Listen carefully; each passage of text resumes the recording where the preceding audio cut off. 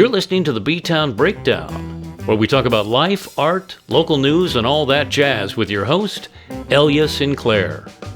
Tune in for a new show every Friday at 106.5 KQWZ LP-FM, South King County.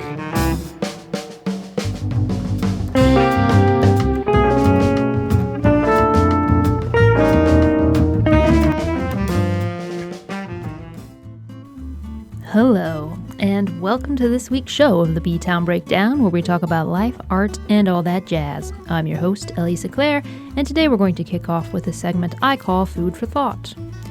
In honor of April being National Poetry Month, on this week's Food for Thought, I will be reading a poem by Mary Oliver. This poem is called Invitation.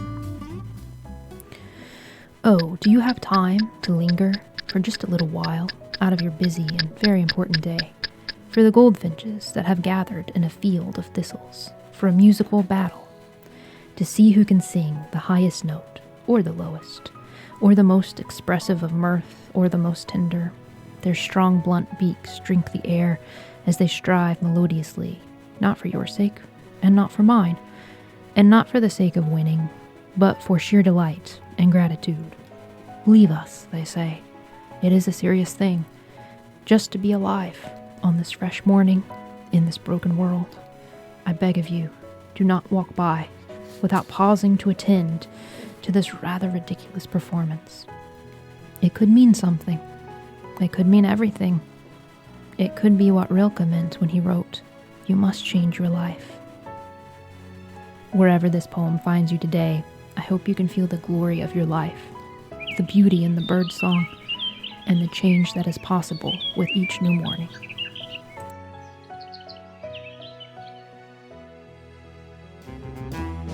You're listening to the B-Town Breakdown, where we talk about life, art, local news, and all that jazz with your host, Alia Sinclair, at 106.5 KQWZ LP-FM, South King County.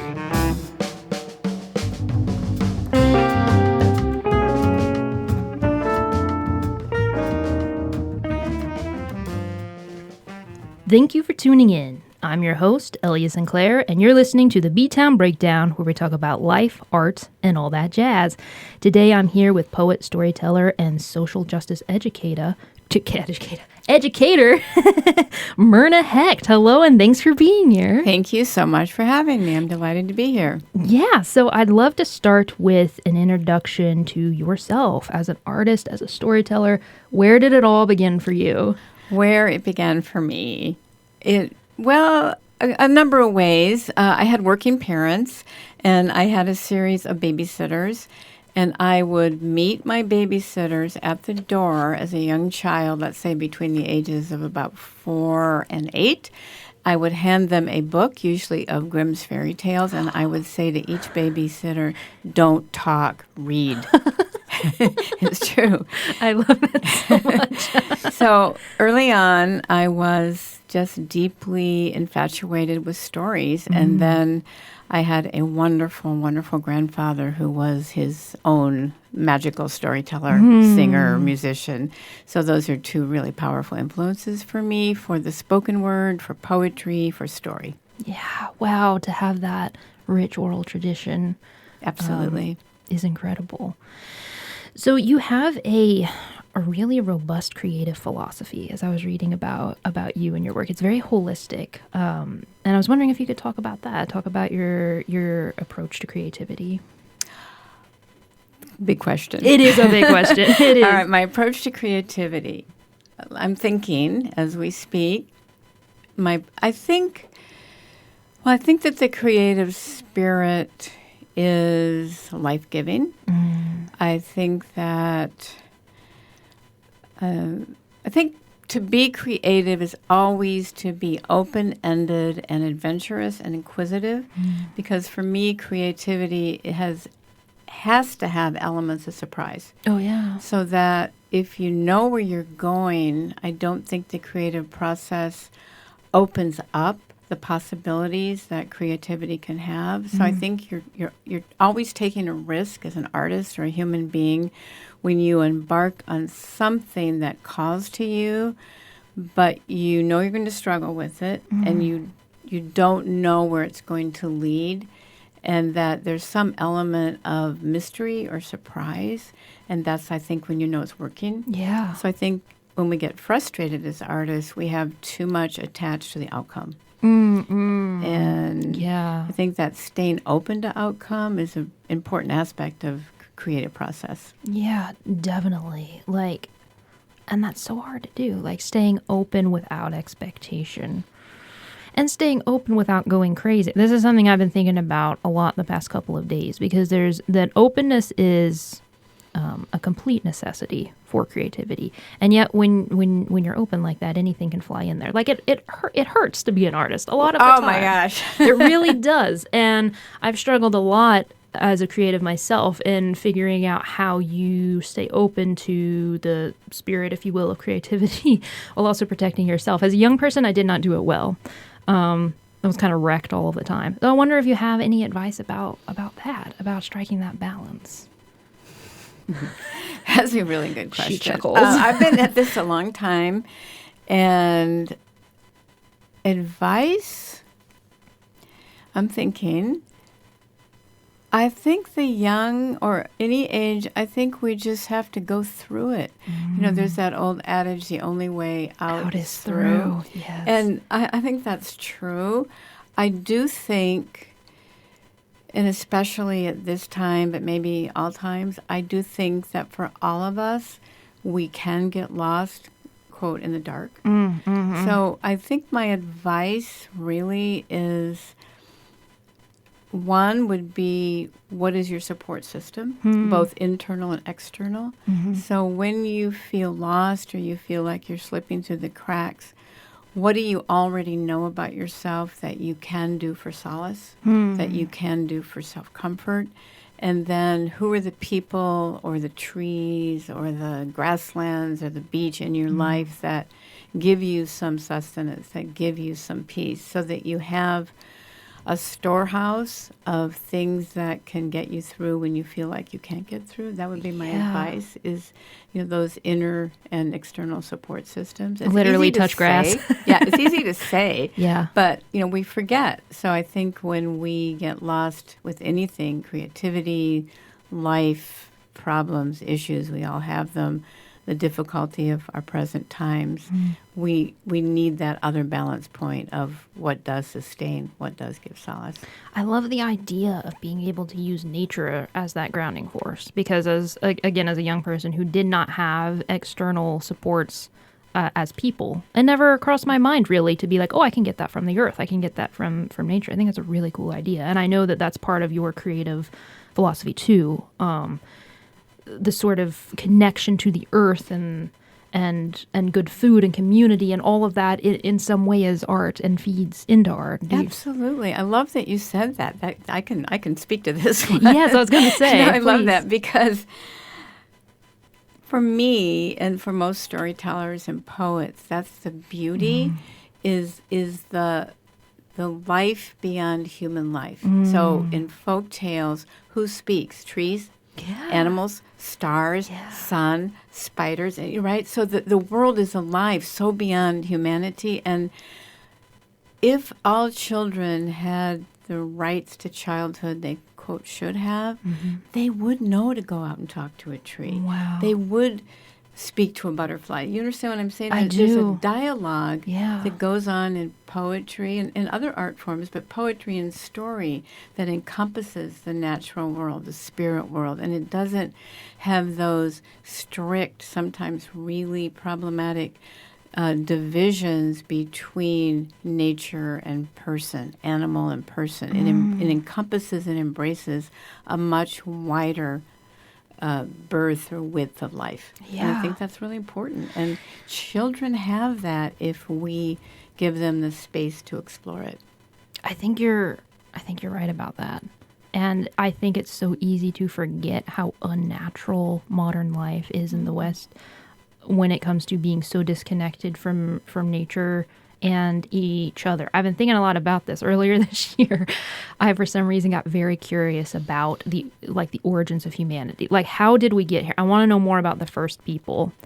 how? What the heck? And so I read Sapiens by Yuval Noah Harari, very good book. And I, was watching all these documentaries. I'm like, how?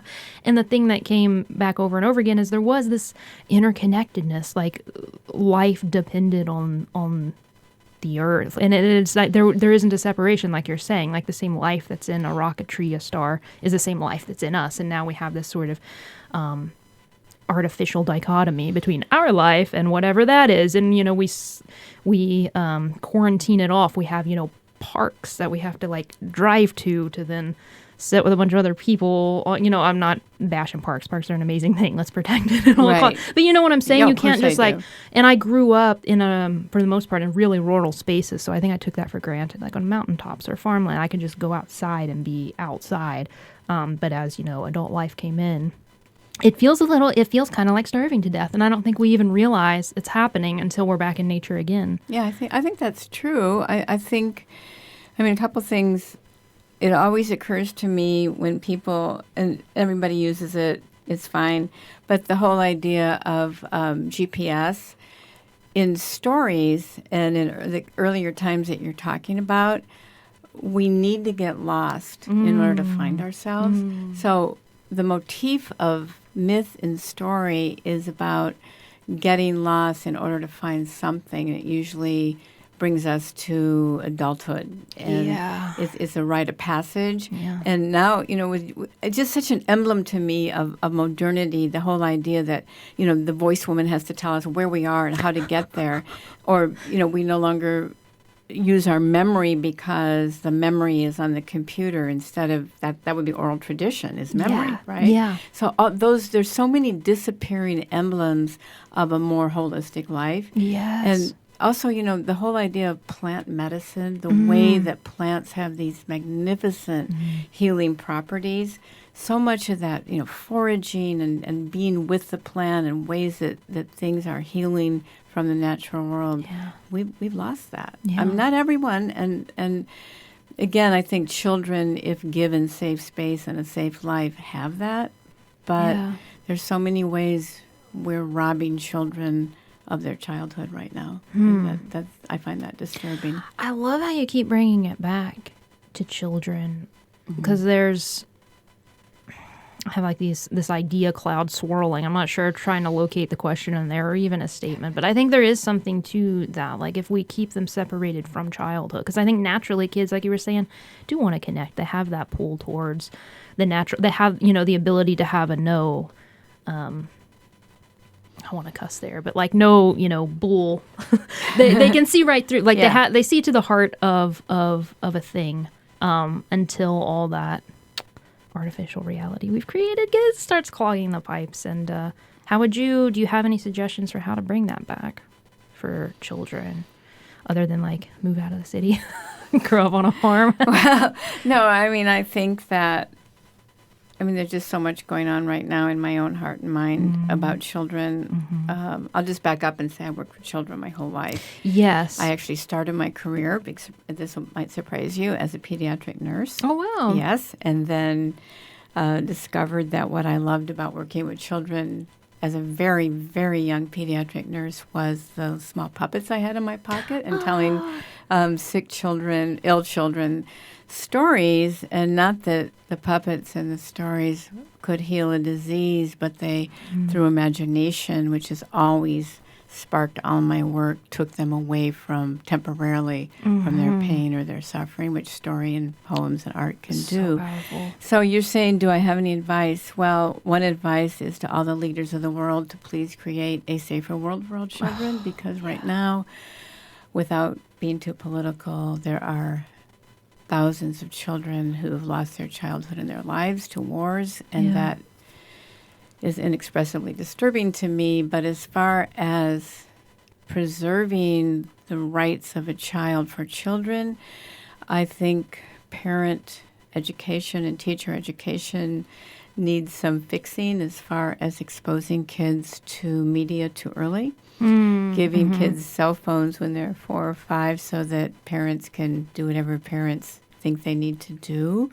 I just think there's so many ways that even in education, with all the standards, that we're forgetting to educate the heart and educate the imagination. The whole person. Yeah, I don't have children, but I have put thought into like, oh my gosh, if I had one, how on earth would I navigate the technological, because it's hard, because I was raised in a really rural setting where technology I wasn't exposed to the technology. So in some ways that handicapped me when I got into the world, and I had to figure out how to, save a file on the computer correctly or have an email address or whatever. And that handicapped me in some ways. So I wouldn't want to do that to a child, but I also wouldn't want them to, it's so dangerous out there, so messy. So that's a difficult thing to navigate for sure.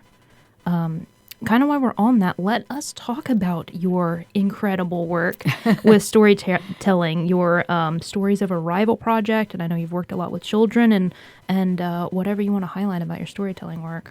Thank you.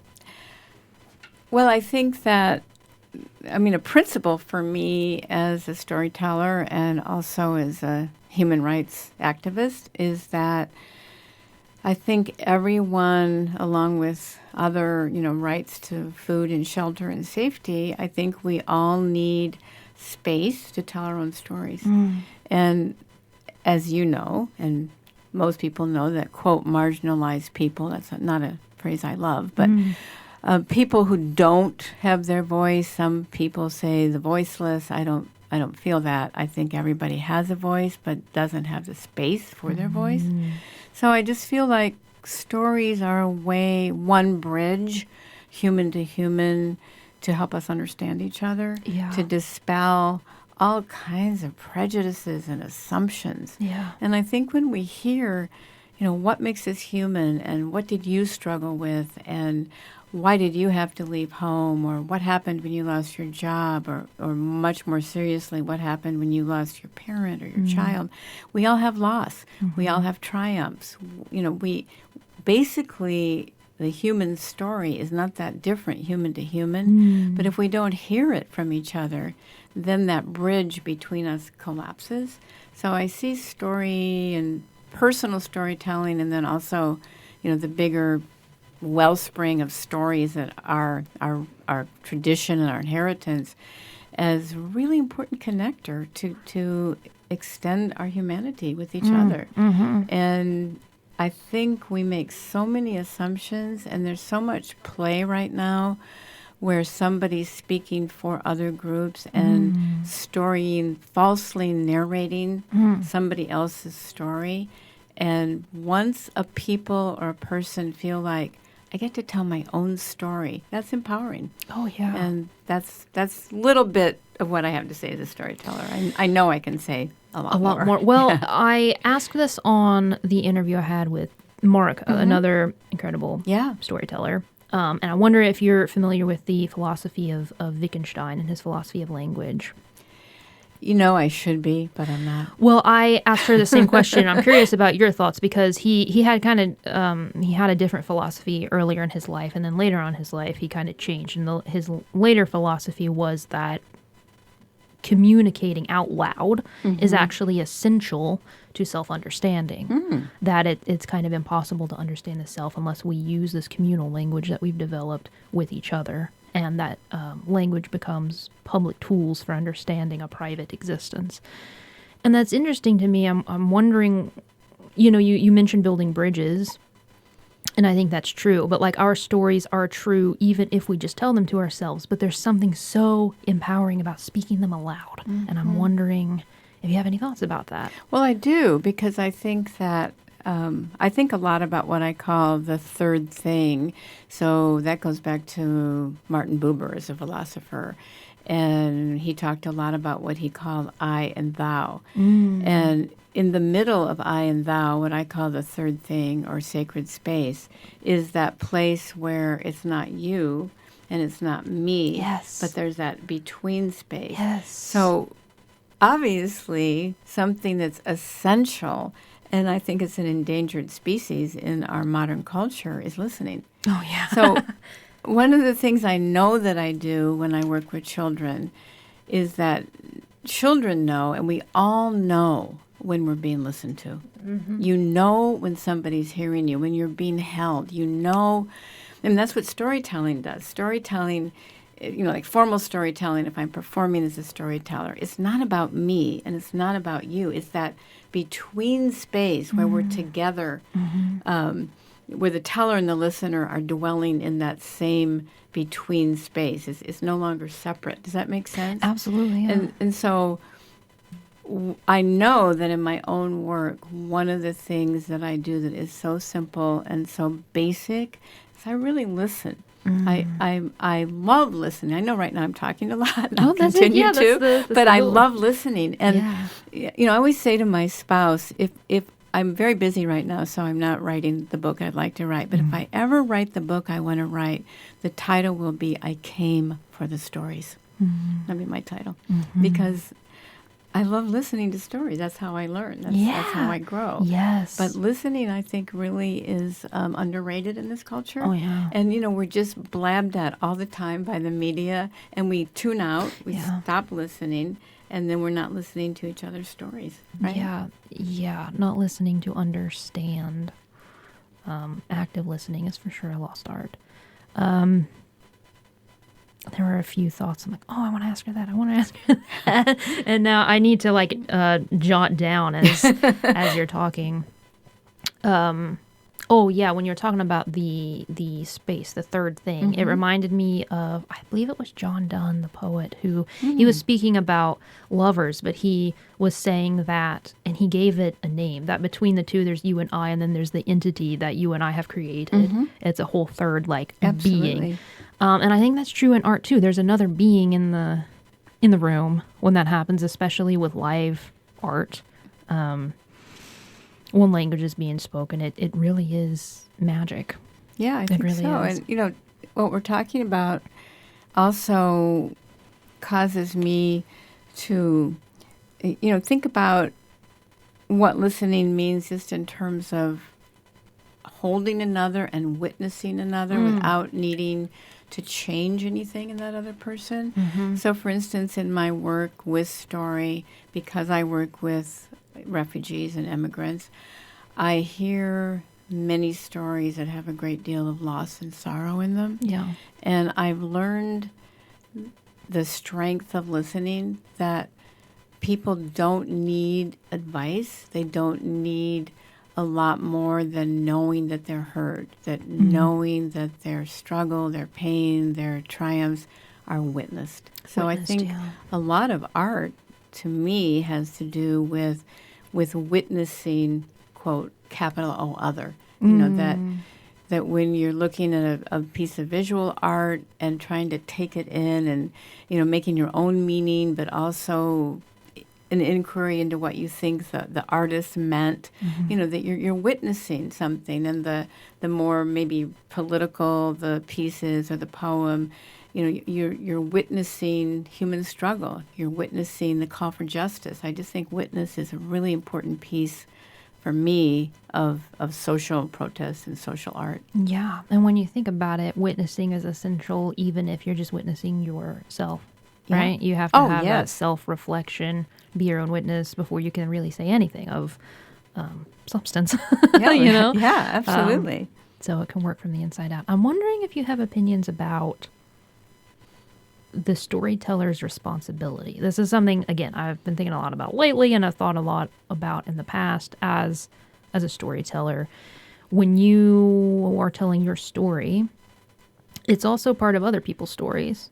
And you have a responsibility to, even if you're just telling it from your point of view and you're trying really hard not to drag them, you are telling a piece of their story too. And sometimes people get mad about that. I've experienced that, as a songwriter, telling what I feel to be my truth and people being like, I feel exposed. I'm like, well, that wasn't my intent, but I also feel like am I responsible for for that, because I think that can be a handicap for a lot of people who may want to express themselves, but it's what will people think, specifically the people who are also part of the story. What's my responsibility there? Yeah, that's a good question. I think I have skillful ways of bypassing that. I do. I love the question. I it's really fun for me to be in conversation with you and, co-artists and co-thinkers and really good questions. I think for me, I delineate between my work with story and my work as a storyteller. So working with story, my job is to witness and be present and create space for others to tell those stories. And so in the Stories of Arrival project, one of the missions of that project is voice and visibility, bringing the stories of others to as wide a community venue as possible in order to dispel all these prejudices and myths and counter narratives that aren't the people's stories. So that's one aspect of what I do. But then, as a storyteller, I'm not telling other people's stories.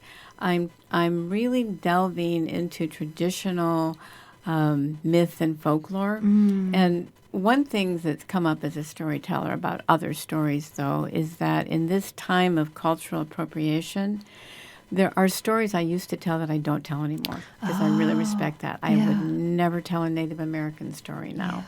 I'm not Native American. So African American, I used to tell lots of folk tales from lots of different cultures, and now that's ethically, that's up for traditional storytellers. So right now, I basically tell stories from my own ethnic background, which still gives me a really wide berth of what to tell.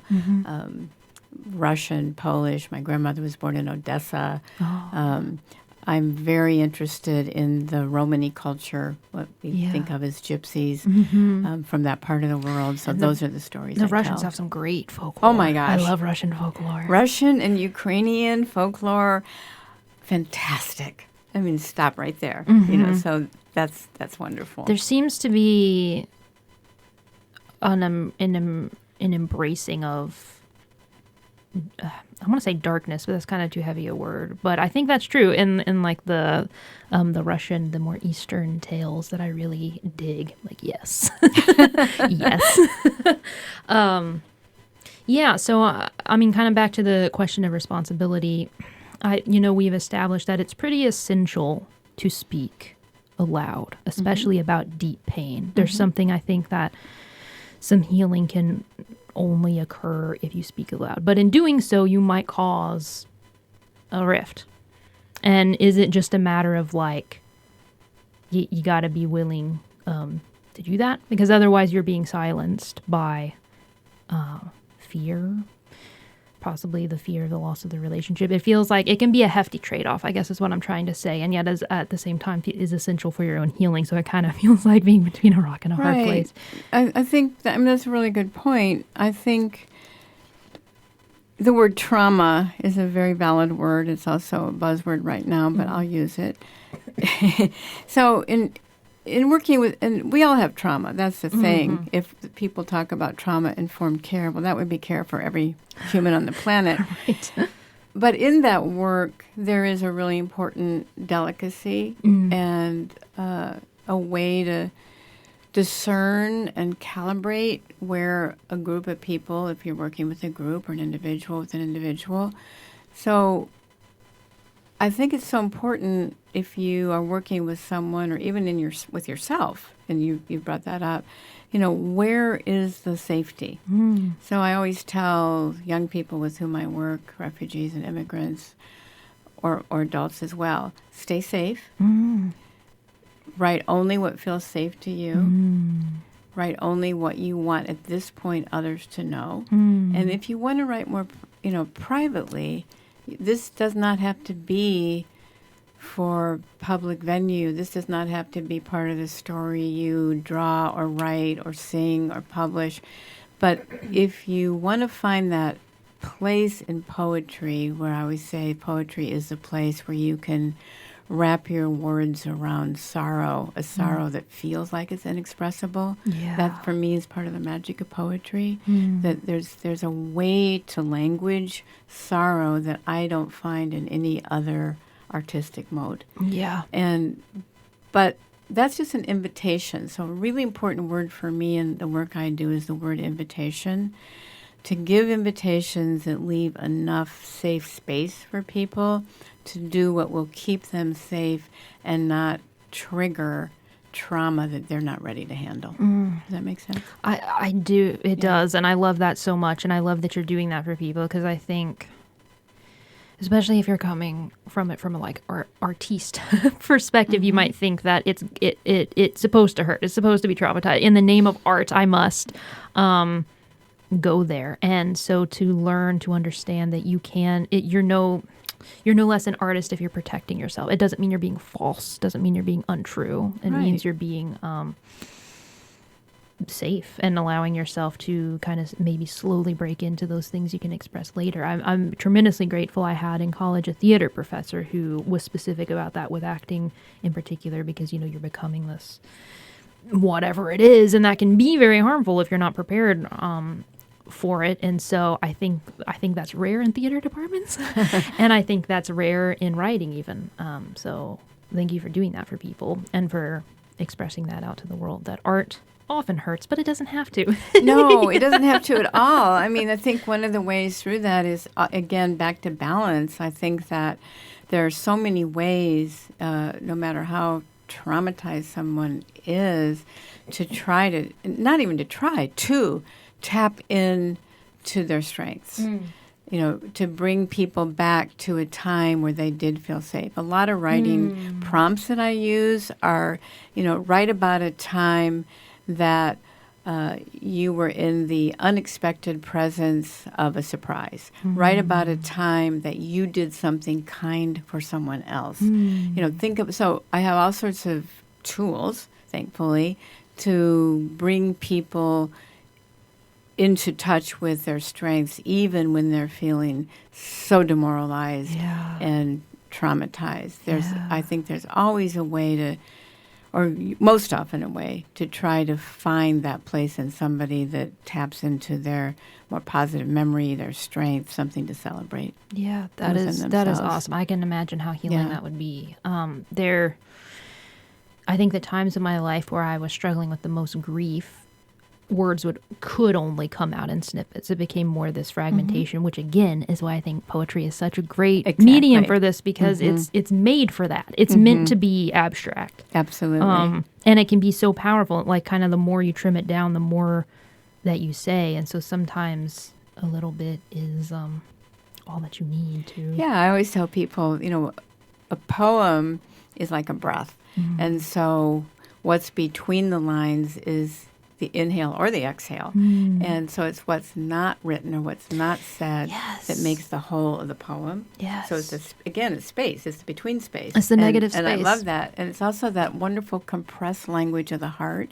And, even with young people who have not written poems, or any group, I always say, it's the language of the heart. There's no rules. Just heart to the page. Just, trust it. And that's a good invitation. People respond to that. Yeah, I'm so glad. Do you find that younger people or children are more receptive to that than adults? Yes. Yeah. Not surprising, perhaps. I do. I mean, yeah, I do. I mean, although I have worked with very traumatized refugee women out of the country, and they loved being together.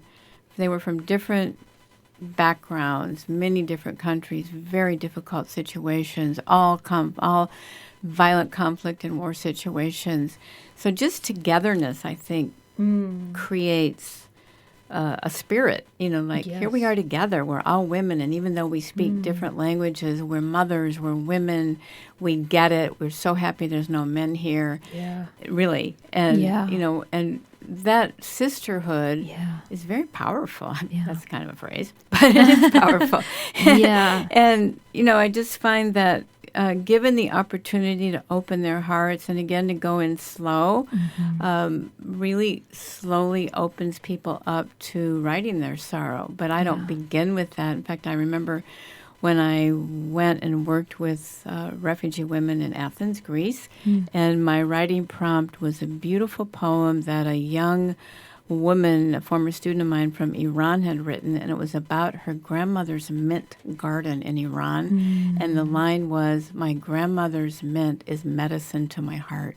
And so I started having the women write, "What is medicine to your heart?" Yeah. Well, that's a good way to begin. Oh, right? yeah. And then slowly the heart opens. Yeah. Yeah. Yeah. Wow.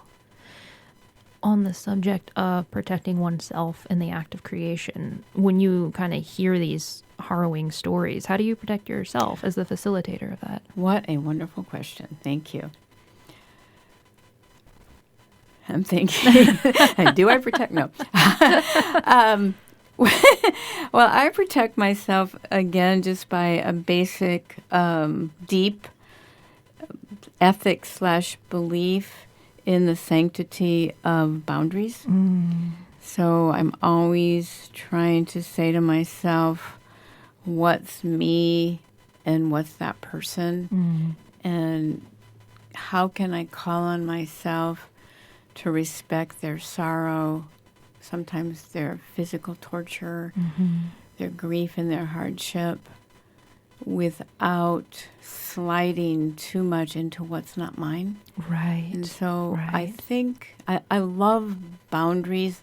I hate borders, but I love boundaries. And so I try very hard to hold to that ethic and to message that to people, that I'm here to hold and hear you, but it's not mine, and I respect that it's yours. And sure, a lot of times I bring it home. I've worked in some really hard situations. I worked for a year in a pilot project at Bridges, a center for grieving children in Tacoma.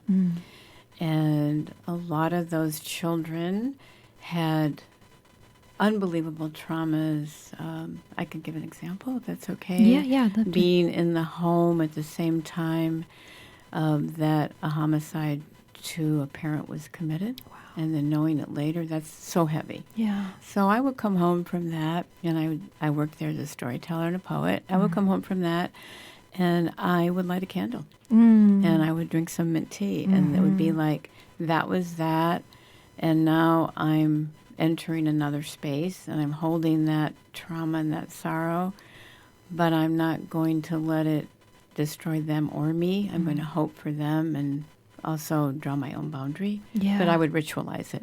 I wouldn't not do anything. I would always create a ritual. Yeah. So I think that's important. I think that's a great idea. And wow, I mean, just what incredible work you're doing, and what a way to do that. Because like I said, I think harkening back to the earlier question of like being open and not being destroyed is such a hard balance, you know, and to take that on. Just healing the world through language is just a really heroic thing to do. Yeah, well, yeah, and I think again, that goes back what we're talking about, and I really thank you for your amazing questions. Really fun conversation. Yeah, it's a real conversation. It's good. It's back and forth. I love that. I think that ritual itself is something that we all need, and no matter what it is, it doesn't have to be obviously religious, but I think that practice of doing something to separate, sorrow from entering back into life, grief and loss from taking a step forward. I think those rituals, and again, that's storytelling. Our stories are about ritual. And I think that's something that in the bigger mainstream nutcase culture we've lost. And I'm not saying everybody's lost it. And then you brought up, food. And what a beautiful way to talk about ritual. Because if we could break bread together and know that that's a holy act, we would probably have a lot more peace in the world. Just that ritual of gathering at the table, eating food from one's homeland, from one's mother culture, from one's grandmother culture. That's a beautiful ritual. Yeah, that's really true. It's really true. There's something very healing about ritual. And then if you're like, so emotionally shattered that you can't think about what you need. You just go into the ritual. Yeah, And absolutely. It doesn't take extra emotional energy to try to figure out how to help yourself. So thank you for sharing that. I think a lot of people in spaces like or even in healthcare, mental health professionals, there are a lot of professions where I think that is a essential skill. Or if you're an artist and someone who just absorbs everything all of the time, learning good boundaries and balances. Yeah, I mean, I think, it's kind of fun. Like sometimes I ask, I see an awful lot of people in a classroom, which is like not the best setting on the planet. And I love to ask people, I'll ask you right now, what is your ritual when you do your art? Like for writers, do you write with an ink pen? Do you like your desk clear? Do you wear your pajamas? Do you have a cup of tea? What's your inroad into doing your art or whatever you do? What's your ritual for beginning and then separating from it? I think that's really important. That's a good question. And do you have one? the short answer is I don't. I have a real discipline problem when it comes to art. I think that a lot of my relationship with art has been like a really toxic romantic relationship. It's been very kind of volatile. It's been chaotic. It's been we've been estranged for many years. And so it feels like something I'm kind of locked in a dance till the death with, as opposed to something, I'm working on that these days to be something gentle that I can work with. Because usually I feel like when something comes, specifically words like songs and poems, it will grab me by the neck. Yes. And sit me down, and I have no choice. Right. And so I think because that was my experience from such a young age, it's what I expected the art practice to be. And I never really developed a healthy relationship with it, clearly. But interestingly, I am also a writer for a living. I'm a professional writer, and so I have to, and it's hard. There are some days I'm like, why is this so difficult? Like, just sit down. I have this little, for those listening, I have one of those little clocks that there's like a color. You can visualize the time that goes by. And it's been a lifesaver because I'll set that and I'm like, you got to sit here and you got to work for this amount of time. Yes. And you can, when I visualize the time going by, it helps a little bit, but it's so hard to get started. But one thing I almost always do, I'm a big tea drinker. So I always start with a cup of tea. And I've been trying lately to get music as the biggest chaotic creative energy in my life. Yeah. And lately, just in the past few days, actually, I've been trying again to be like, again, it feels like an ex you've broken up with like 20 times. And then we're just like, we can't, we could never get back together. But now it's like, okay, let's try. And so I was doing it before I came here, actually. I was messing around with laying some stuff to try to figure out like this is... How can I interact with this in a way that isn't a fight? I don't have to fight for my life. It's not them against it. It's not a power struggle. It's something we can work together with, and it's still something I'm figuring out. So if you have any advice, I like the idea of starting a ritual because it like it's an indicator to like we're starting now, and then one to take you out of it. Kind of like when you're doing yoga or meditation or anything else. There's that symbol that we're coming out of it now. Might be helpful. I mean, I think the great Oregon poet William Stafford always said, lower your standards and keep going. And that's advice, really. I mean, just to try to, we are all so hard on ourselves. We are our own best critics, for sure. And, I think somehow, I mean, it's difficult for me, too. I also use a timer, and I really suggest to people that they do because I fight it all the time, too. Yeah. Oh, good. So I make all the time. So I do a thing where I try to write for 20 minutes at least 4 times a week in the morning, and I just use the timer on my cell phone, and I set it for 24 minutes to give myself 4 minutes to struggle. I love that. And just, I think I need more coffee, that kind of thing, or the light's not right, exactly. or I really need to wear my velvet scarf or whatever. So I give myself extra time, and then I'm usually amazed because I usually then go over the 20 minutes. Yeah, isn't it funny how that works? Almost always I do the same. Once you're in there, it can go. Yeah, it's very hard to get in there. I mean, I think that is a universal struggle, and I've met very few people like, oh yeah, it's a piece of cake, I'm so disciplined.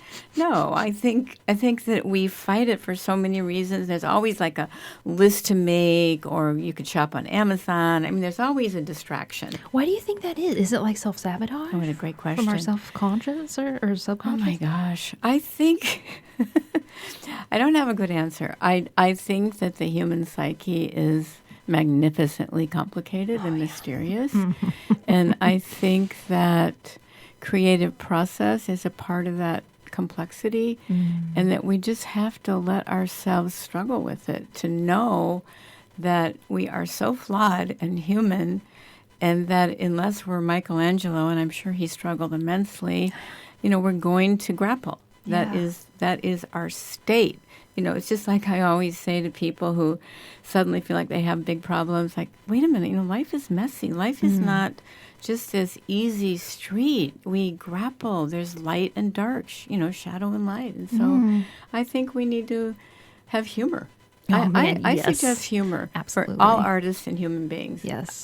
Self-humor. Yeah. Oh my gosh, here I go again. I live on an island, so I have to admit publicly right here that I do get distracted shopping on Amazon. It's a terrible thing, but I do because I'm human, and it's a way to put off that other call, that agony of creativity. Of creation. Oh. Yeah. That makes me feel so much better. Good. Thank you for being transparent help. about that. This writing work you do, is this poetry work, like creative work versus like a worky work? I mean, which is also creative, but you know what I mean? It kind of, it's a different, comes from a different I place. do a lot of both. Yeah. I write grants, just support my work, and that is that language I call grantees. It's just my It's most not unfavorite. fun work. No, that's terrible. Right now, I'm trying to write some essays about the current state that's happening in the Middle East. And I'm also writing poems about it. That's also hard work. I think that's one of the reasons I find I put it off. It's like, I'm having a good day. I don't want to go there and sit in that so that I can describe it, because that's hard work. That's not something easy to do. No, do you find a time of day works better for you to get in there? Absolutely. For me, either early morning or late night. Yeah. I'm not like a great sleeper. I never have been. There's just too much to do. And so, I burn the candle at both ends. I admit that. And as long as I have the health to do that, I suspect I will continue doing it. Yeah. I love the early morning. It's a beautiful time to be with oneself and to find one's creative impulse. I also love the late night, that deep quiet. And it's just a better time for me. So those are my two times. During the day, I'm useless. In a different mode. Horrible, especially between like 1 and 5. Forget about it. Forget about it. Just give me lunch. Exactly. Give me lunch, TV show, nap, maybe a walk. Again, that makes me feel better too, because it's like, it's hard, and a lot of creatives, I think, don't fit into the structure, the 9 to 5 structure, or even just the working in the day structure, and it's a struggle. I'm dealing with that last night as someone who didn't fall asleep till 6 a.m. Sitting here, it's just like the mind just comes alive, and there's suddenly no demands on your time. People are not emailing, they're not calling, they're not whatever, and it's just this deep quiet, and the mind is just pew, pew, pew, pew. Yeah. And I just wish the world was set up a little more so we get I think that, if somebody has the luxury of a writing retreat or an artist retreat, those are really wonderful opportunities. I've done some of those. I know a lot of people who have, and just taking time out, family responsibilities, it's an artist's dream, to go somewhere where you really are recognized and supported and you're kind of provided for, and then you just find your own rhythm. And I think it is a really productive thing to do if somebody has the luxury to do it. It is. I was talking with a group of artists a couple weeks ago about how when you finally have the time to stop, it can be frustrating. Like especially like teachers and people who have the summers off, and it's like, I have all summer, and then they find they do nothing all summer, quote unquote nothing. And it's because, we were talking about, you can't, especially this kind of deep creative or difficult work, you can't just go from like go and straight into it. Not at all. It takes a second. You got to reset. Your nervous system's got to reset. You got to get into nourish yourself with food and sleep and all those things you've been running on empty with, and then you're set up for creation. But the world is not set for that. So it's like you need to rest those 3 months, and then you can create. And by the time the summer's over, you got to go back into it. So it's like a very frustrating. Hamster wheel. Yeah, well said. I think that's true. I think that's a really good point for any conversations that you have with artists, is that the world isn't set up for that kind of deep creativity. And if you teach or work, and whatever work you do, you're right, that whole emblem in this culture of both running and then running on empty are both too true. Yeah. And not healthy for any of us. And I also think that, and I recognize it in myself, there is an unfortunate addiction to seeing how fast you can go, how much you can accomplish, how well you can multitask. I admit that, I mean, I love to cook, and that's a place where multitasking is great. Yes. It's great. I love that. But that ability to multitask and to, do so much and hold so much, I think it's a really unhealthy addiction that I own and that I know many people grapple with and have, even if they're not aware of it. It's there in this culture. That's good for me to recognize at this juncture, because we were talking off mic earlier about I had a really, really rough health year last year. And up to that point, I wasn't someone who really, it sounds morbid, but it's true, enjoyed the process of being alive. Life kind of felt like just a big pain in the rear end most of the time. It was pretty low energy, and it was whatever. I had this health scare, and I was really not doing well, and I had to kind of stare down the barrel of the prospect of the end of life, right? Wow. And looking back, it really, your brain, your body knows when things are slowing down. And you get this perspective that you can't get any other way of you just see it differently. You see it as the observer. And it was replaying my life. And I was the only thing I regretted was how much time I'd been unhappy. Oh my. It just felt and I remember saying to myself, I wish I had known I could have done anything. I wish I had known that, and now it's too late. And thankfully, it wasn't too late. They found a medicine that worked, and here I am. Good. But I find myself on that train now because I want to do it all. With that perspective, it's for the first time in my life, I'm embracing everything. And it's I'm still not 100% well, and I'm kind of doing that all cylinders thing. So it's good to remember balance. Even though I'm having the time of my life, wonderful, I'm also exhausted. Not wonderful. And learning, don't let this become the goal, though. Don't let it become an addiction. That's a good thing for me to hear at the outset of this. It's good to be embrace your life now. But also, let's remember balance. The key is balance. Let's remember ritual and protecting oneself and having good boundaries and all of that. So I'll try to remember that. Yeah, and go easy on yourself, because I can say these things because I think about them a lot and I know them.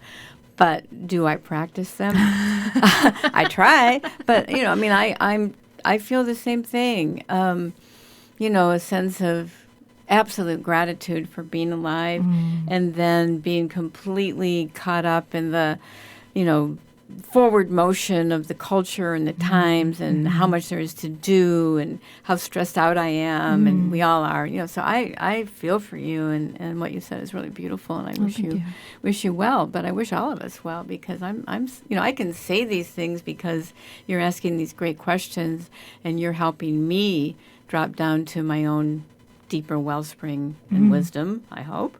But do I practice them as mindfully as I can say them in this interview? No, I don't. I'm hopelessly flawed and very human, but I'm aware that, I guess that would be the blessing, is that I'm aware of that oftentimes I get caught up and very stressed. And life is stressful.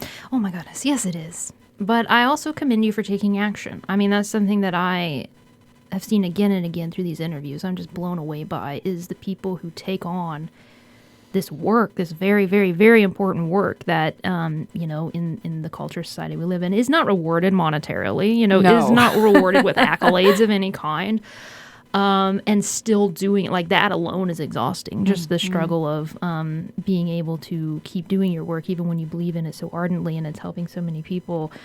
Taking out, because again, the first half of my life, it was I had these grand ideals, and clearly you can probably tell, I've read a lot and I created a lot even, but it was just, I think I'm very prone to despair. I mean, that's another question too, especially in your work, and you just feel it's not going to matter. It's not going to matter. It's not going to matter. I'm just going to sit here and drink tea, which is the healthy alternative. Hopefully it's not something worse, that you're using your coat, and forget about it. But this even if it becomes stressful and somewhat of an addiction, you're taking action and you're helping people. Well, thank you. I think it's so interesting that you said that, because I often describe myself as having what I call inconsolable longing. And that sounds like an Emily Dickinson line.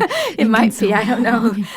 It just fits for me. But I always feel like I'm called to do more than I'm doing. Awesome. Yeah. I don't ever feel like it's enough. Yeah. Right now, if it felt safer for me, and if I had the wherewithal, the time, the money, and the family who wouldn't be so worried about my safety, I would leave and go to the Middle East. I would really like to do that. I'm not doing it. So for me, I always feel that I never do enough. I think that's the activist in me. That's the social justice piece in me, because we can't do enough. There's so much brokenness in the world, and we can only do our little part to fix it.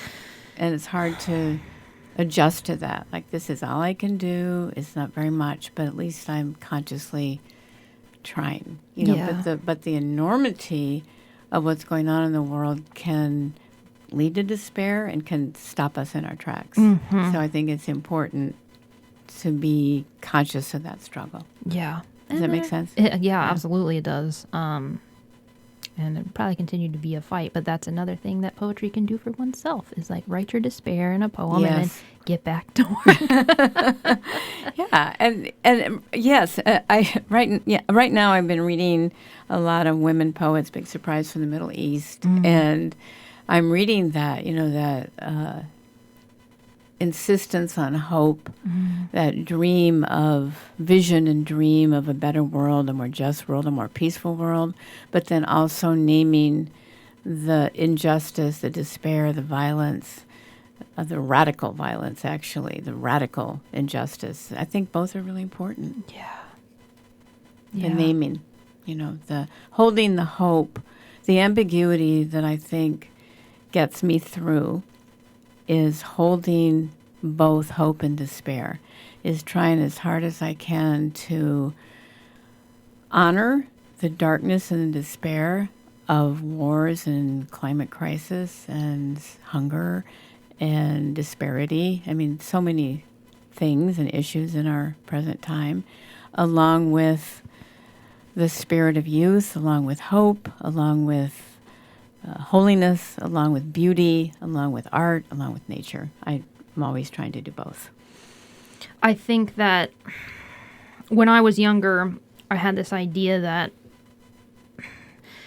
because the bad things seemed so much more out of balance, like it seemed like that was all that there was. Like I was kind of a real nihilist, and it seemed to me like all these people aren't telling the truth. These optimists and these hopers are just they're not telling the truth. It isn't real. It isn't true.